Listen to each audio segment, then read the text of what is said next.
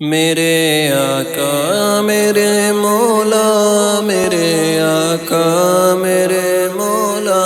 میرے آقا میرے مولا، میرے آقا میرے مولا، محمد رسول اللہ، محمد رسول اللہ، محمد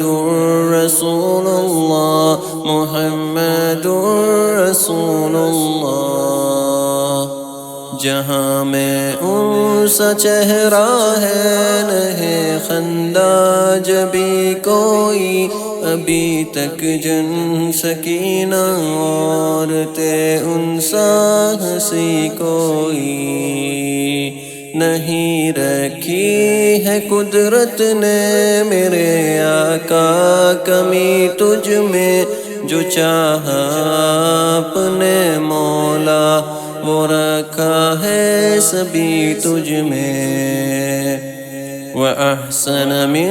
قَلَمْ تَرَقَتْ عَيْنٌ، وَأَجْمَلَ مِنْكَ لَمْ تَلِدِ النِّسَاءُ، خُلِقْتَ مُبَرَّأً مِنْ كُلِّ عَيْبٍ، كأنك قد خلقت كما تشاء۔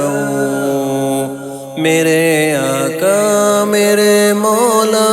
میرے آقا میرے مولا،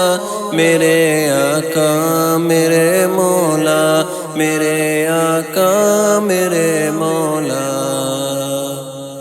بدی کا دور تھا ہر سو،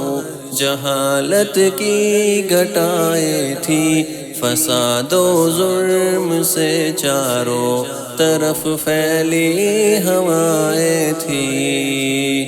خدا کے حکم سے نہ آشنا مکے کی بستی تھی، فساد و ظلم سے چاروں طرف وحشت برستی تھی، خدا کے دین کو بچوں کا ایک کھیل سمجھتے تھے، خدا کو چھوڑ کر ہر چیز کو معبود کہتے تھے، وہ اپنے ہاتھ ہی سے پتھروں کے بت بناتے تھے، انہی کے سامنے جھکتے انہی کے گیت گاتے تھے۔ کسی کا نام عزا تھا، کسی کو لات کہتے تھے، حبل نامی بڑے بت کو بتوں کا باپ کہتے تھے۔ اگر لڑکی کی پیدائش کا ذکر گھر میں سن لیتے تو اس معصوم کو زندہ زمین میں دفن کرتے تھے، غرض جو بھی برائی تھی سب ان میں پائی جاتی تھی، نہ تھی شرم و حیا آنکھوں میں گھر گھر بے حیائی تھی، مگر اللہ نے ان پر جب اپنا رحم فرمایا تو عبداللہ کے گھر میں خدا کا لاڈلا آیا۔ عرب کے لوگ اس بچے کا جب اعزاز کرتے تھے تو عبدالمطلب قسمت پہ اپنی ناز کرتے تھے، خدا کے دین کا پھر بول بالا ہونے والا تھا، محمد سے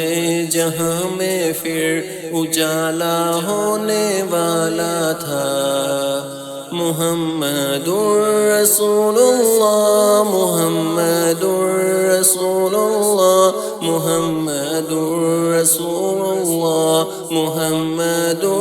رسول اللہ۔ میرے آقا میرے مولا، میرے آقا میرے مولا، میرے آقا میرے مولا، میرے آقا میرے مولا،